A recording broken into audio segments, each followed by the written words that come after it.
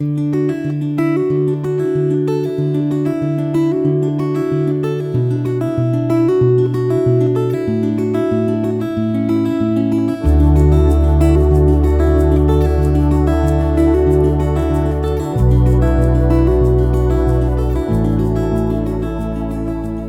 reading begins in Deuteronomy, chapter 18, starting in verse 1.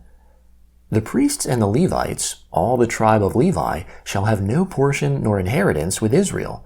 They shall eat the offerings of the Lord made by fire, and his portion. They shall have no inheritance amongst their brothers. The Lord is their inheritance, as he has spoken to them. This shall be the priest's due from the people, from those who offer a sacrifice, whether it be ox or sheep, that they shall give to the priest the shoulder, the 2 cheeks, and the inner parts. You shall give him the first fruits of your grain, of your new wine, and of your oil, and the first of the fleece of your sheep. For the Lord your God has chosen him out of all your tribes to stand to minister in the Lord's name, him and his sons forever.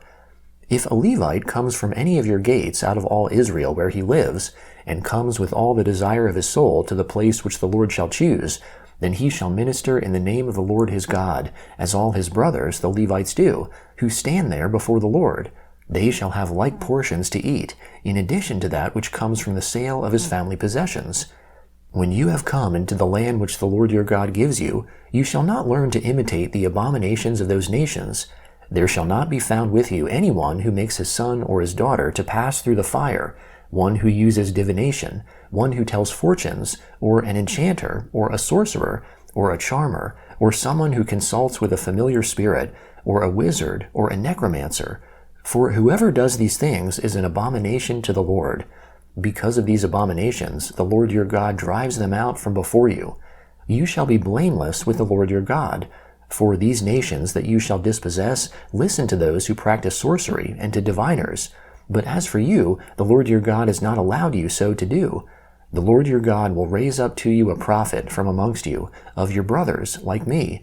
You shall listen to him. This is according to all that you desired of the Lord your God in Horeb, in the day of the assembly, saying, Let me not hear again the Lord my God's voice, neither let me see this great fire any more, that I not die. The Lord said to me, They have well said that which they have spoken. I will raise them up a prophet from amongst their brothers, like you. I will put my words in his mouth, and he shall speak to them all that I shall command him. It shall happen that whoever will not listen to my words which he shall speak in my name, I will require it of him.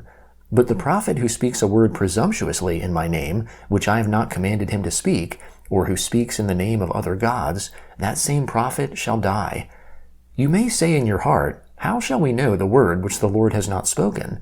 When a prophet speaks in the Lord's name, if the thing doesn't follow nor happen, that is the thing which the Lord has not spoken.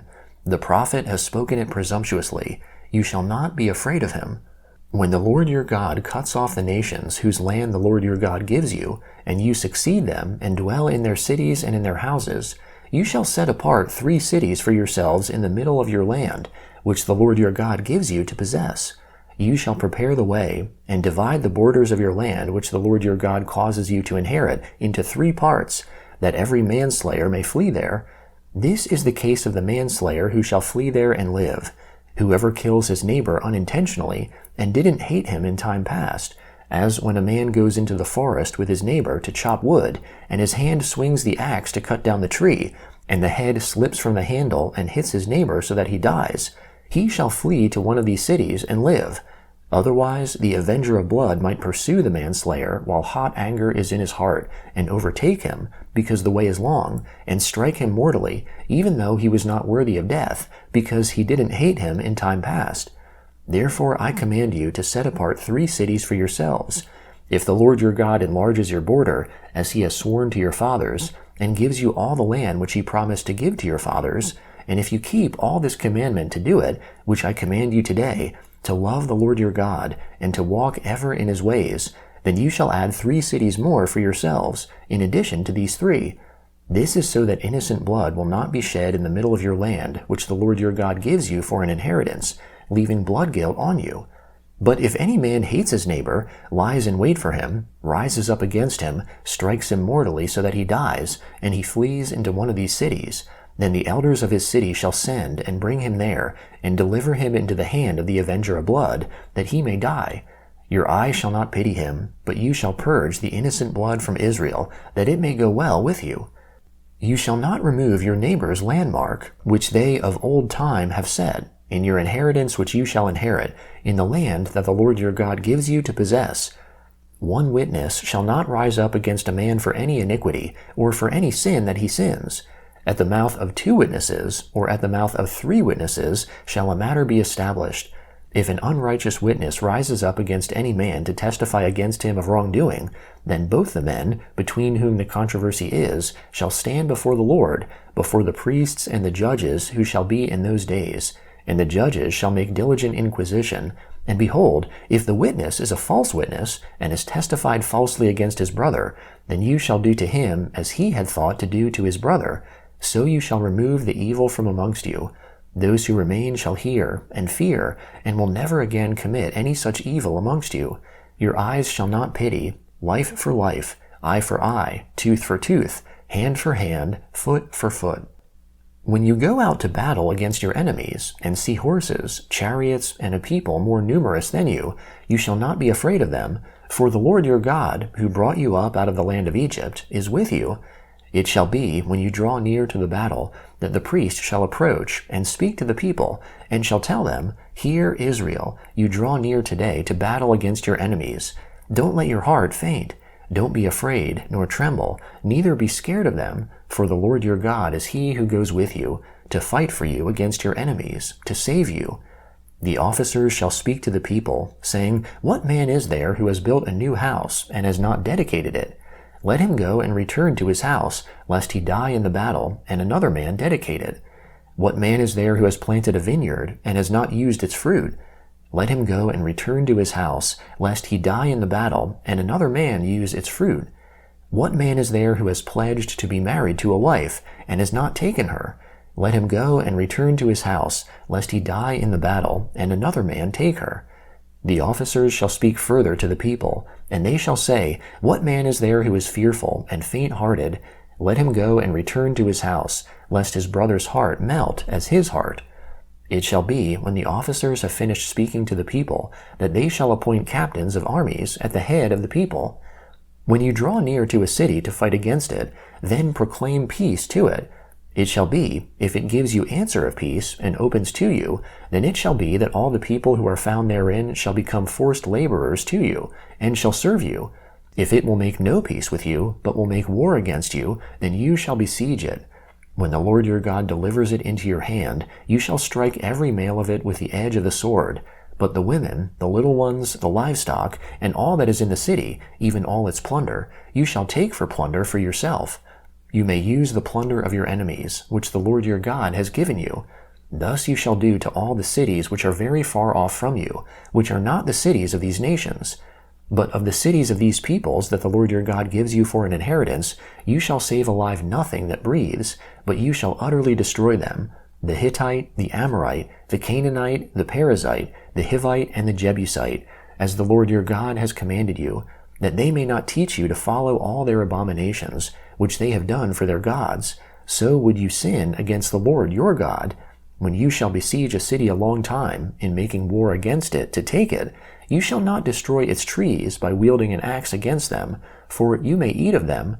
You shall not cut them down, for is the tree of the field man, that it should be besieged by you. Only the trees that you know are not trees for food, you shall destroy and cut them down. You shall build bulwarks against the city that makes war with you, until it falls. The Gospel of Luke, chapter 9, starting in verse 28. About 8 days after these sayings, he, that is Jesus, took with him Peter, John, and James, and went up onto the mountain to pray. As he was praying, the appearance of his face was altered, and his clothing became white and dazzling. Behold, 2 men were talking with him, who were Moses and Elijah, who appeared in glory and spoke of his departure, which he was about to accomplish at Jerusalem. Now Peter and those who were with him were heavy with sleep, but when they were fully awake, they saw his glory, and the 2 men who stood with him. As they were parting from him, Peter said to Jesus, Master, it is good for us to be here. Let's make 3 tents, one for you, one for Moses, and one for Elijah, not knowing what he said. While he said these things, a cloud came and overshadowed them, and they were afraid as they entered into the cloud. A voice came out of the cloud, saying, "This is my beloved Son. Listen to him." When the voice came, Jesus was found alone. They were silent and told no one in those days any of the things which they had seen. On the next day, when they had come down from the mountain, a great multitude met him. Behold, a man from the crowd called out, saying, "Teacher, I beg you to look at my son, for he is my only born child. Behold, a spirit takes him. He suddenly cries out, and it convulses him so that he foams, and it hardly departs from him, bruising him severely. I begged your disciples to cast it out, and they couldn't." Jesus answered, "Faithless and perverse generation, how long shall I be with you and bear with you? Bring your son here." While he was still coming, the demon threw him down and convulsed him violently. But Jesus rebuked the unclean spirit, healed the boy, and gave him back to his father. They were all astonished at the majesty of God. But while all were marveling at all the things which Jesus did, he said to his disciples, "Let these words sink into your ears, for the Son of Man will be delivered up into the hands of men." But they didn't understand the saying. It was concealed from them, that they should not perceive it, and they were afraid to ask him about this saying. An argument arose amongst them about which of them was the greatest. Jesus, perceiving the reasoning of their hearts, took a little child, and set him by his side, and said to them, "Whoever receives this little child in my name receives me. Whoever receives me receives him who sent me. For whoever is least among you all, this one will be great." John answered, "Master, we saw someone casting out demons in your name, and we forbade him, because he doesn't follow with us." Jesus said to him, "Don't forbid him, for he who is not against us is for us." Psalm 73, beginning in verse 1. Surely God is good to Israel, to those who are pure in heart. But as for me, my feet were almost gone, my steps had nearly slipped, for I was envious of the arrogant when I saw the prosperity of the wicked. For there are no struggles in their death, but their strength is firm. They are free from burdens of men, neither are they plagued like other men. Therefore pride is like a chain around their neck, violence covers them like a garment. Their eyes bulge with fat, their minds pass the limits of conceit. They scoff and speak with malice. In arrogance they threaten oppression. They have set their mouth in the heavens, their tongue walks through the earth. Therefore their people return to them, and they drink up waters of abundance. They say, "How does God know? Is there knowledge in the Most High?" Behold, these are the wicked. Being always at ease, they increase in riches. Surely I have cleansed my heart in vain, and washed my hands in innocence. For all day long I have been plagued, and punished every morning. If I had said, "I will speak thus," behold, I would have betrayed the generation of your children. When I tried to understand this, it was too painful for me, until I entered God's sanctuary and considered their latter end. Surely you set them in slippery places. You throw them down to destruction. How they are suddenly destroyed. They are completely swept away with terrors. As a dream when one wakes up, so, Lord, when you awake, you will despise their fantasies. For my soul was grieved. I was embittered in my heart. I was so senseless and ignorant. I was a brute beast before you. Nevertheless, I am continually with you. You have held my right hand. You will guide me with your counsel, and afterward receive me to glory. Whom do I have in heaven? There is no one on earth whom I desire besides you. My flesh and my heart fails, but God is the strength of my heart, and my portion forever. For behold, those who are far from you shall perish. You have destroyed all those who are unfaithful to you. But it is good for me to come close to God. I have made the Lord my refuge, that I may tell of all your works. Proverbs chapter 12, verse 10. A righteous man respects the life of his animal, but the tender mercies of the wicked are cruel.